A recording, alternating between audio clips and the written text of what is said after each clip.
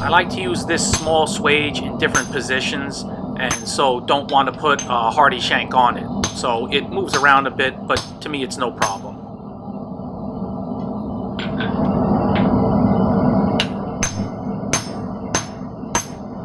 This serves the purpose of upsetting the bar a little bit and also rounding the very bottom end a little bit.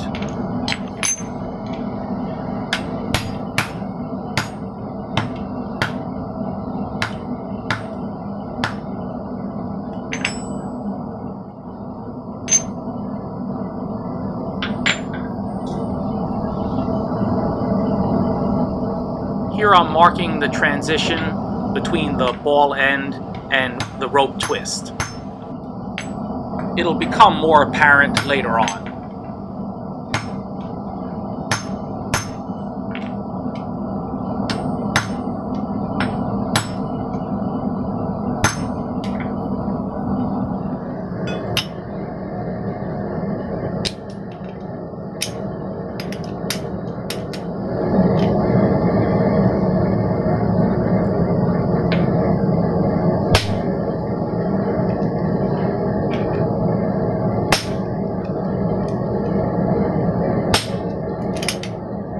Fullering four sides can be difficult, as what you're working on can affect what's 90 degrees to that.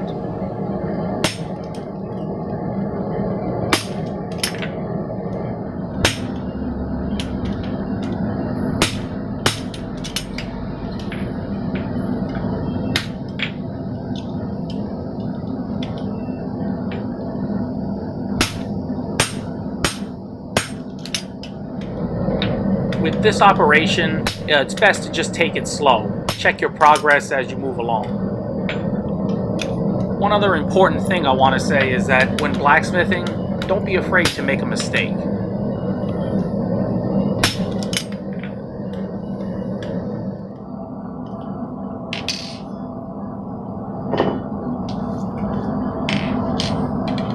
Here I finish up by just using that as a top fuller only. But if you only have a top fuller, that can also work as well. You can just work one side at a time and rotate 90 degrees and then work again. But here I'm just using this just to, visually I can see a little bit clearer and just true everything up as best as possible. These grooves don't have to be spot on. Once you make the twist, it will hide any slight imperfections.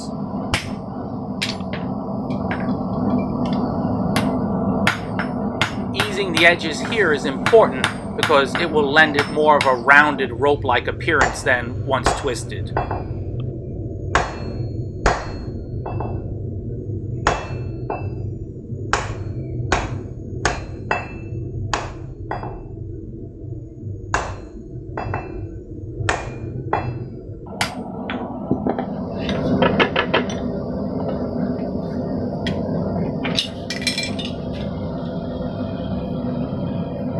Should have put it the other way around.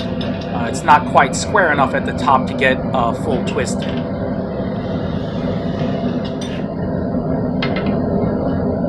So I take one more heat and remedy that.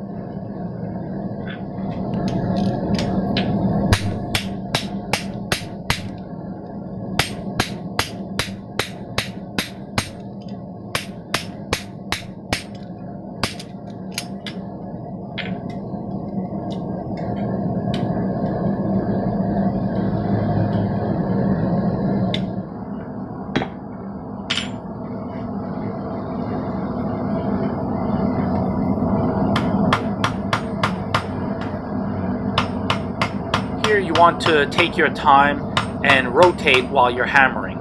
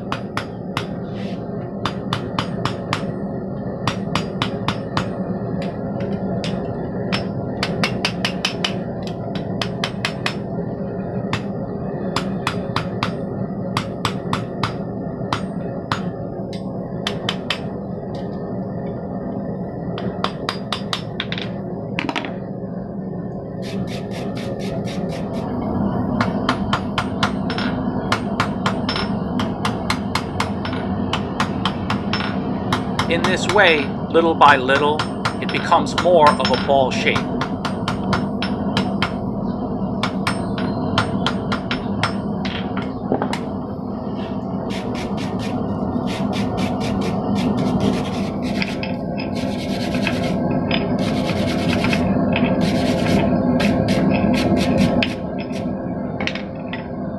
Here you can leave it as is, or as I decided, just to smooth it out a bit with the angle grinder.